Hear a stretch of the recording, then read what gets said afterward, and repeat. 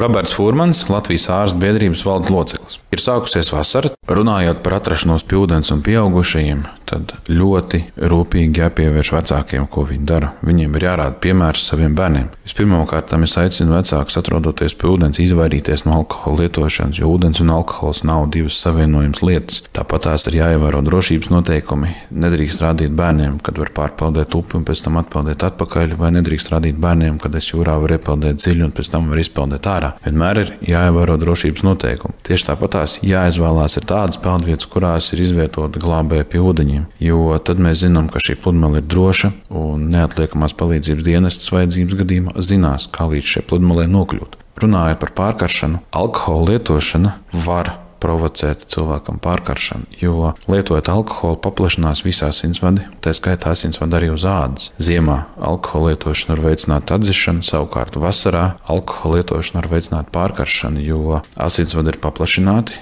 ir palielināta asinsrite uz ādas. Ķermenis arī ļoti viegli šajā gadījumā saņem siltumu un aizsarga refleksi var nenostrādāt. Tieši tas pats attiecās arī uz bērniem. Bērnam augot, termoregulācijas centrs pakāpeniski attīstās. Un bērns, kad ir maziņš, viņam šis termoregulācijas centrs vēl līdz galam nav attīstījies, un līdz ar to viņi ļoti smagi cieš no pārkaršanas.